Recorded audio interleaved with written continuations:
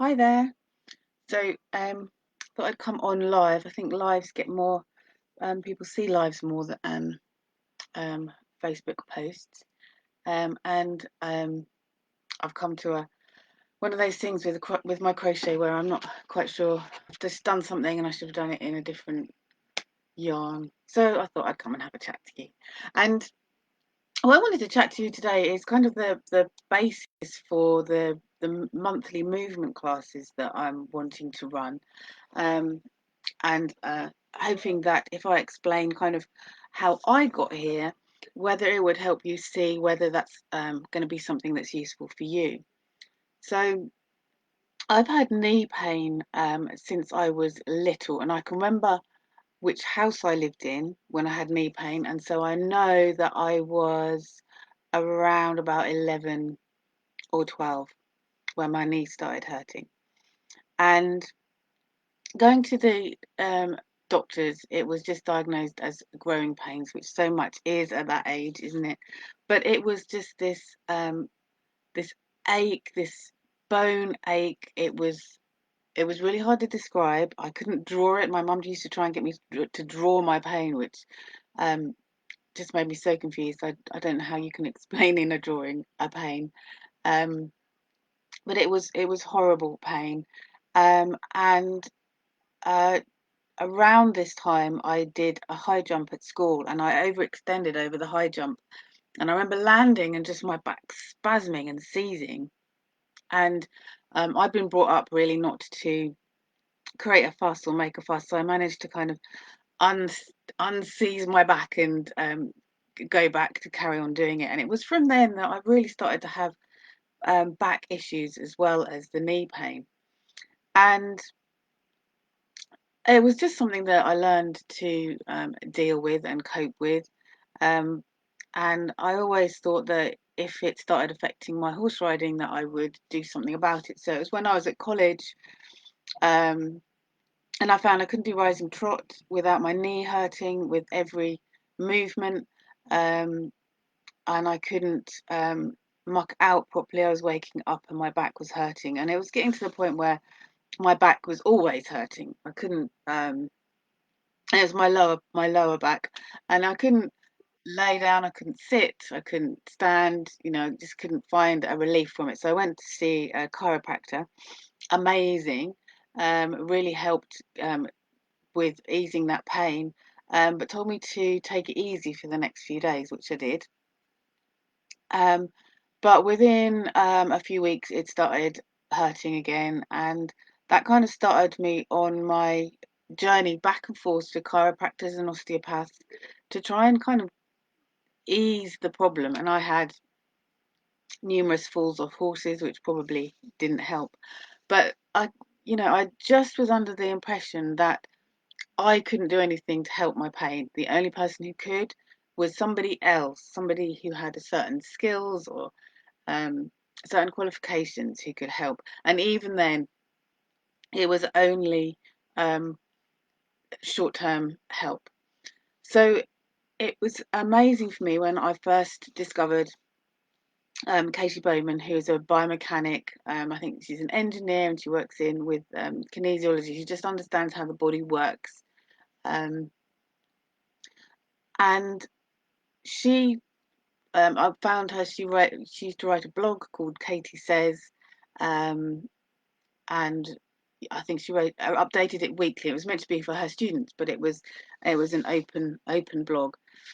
And it all just suddenly clicked that what was causing my back and my knee pain were was how I was using my body, the habits my body had got into in day-to-day life, that were carrying me through and through and were making weak areas and areas. My lower back was being put under strain all the time, when I was standing, when I was sitting, when I was moving. I was lifting in a way that was causing my back to be strained. Um, and this also had an impact on my knees. How I was holding my body was also putting strain on my knees. Unlike when I went to visit a doctor at one point, it was a funny story. He just looked at me sitting there in the chair and went, "Oh, it's because your ligaments are too long in your knees. That's the problem." He was a miracle. He was able to diagnose me without even examining me. Brilliant, amazing man.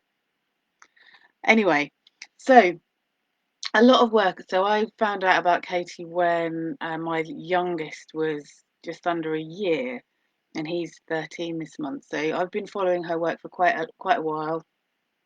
I've found um, people that have trained with her and have different modalities as well, and done the work, and it's just helped me so much.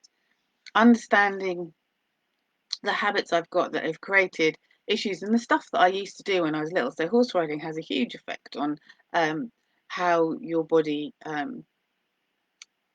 let's say develops, but how it kind of starts to work. So if you sat me on a horse, I would sit around a horse beautifully, but standing up, my legs are kind of twist funny, which puts strain on them and my back. Something that can be corrected, over time.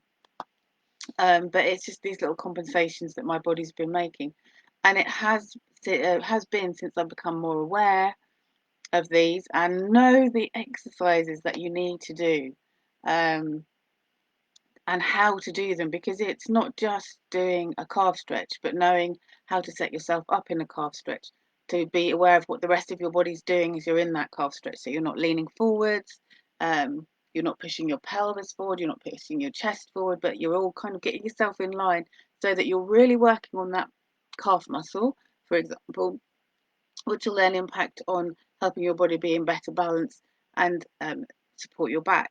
The same with sit-ups. Obviously, you need to have your core hold, your stomach muscles holding themselves together so that you can you're not just pulling forwards on your back.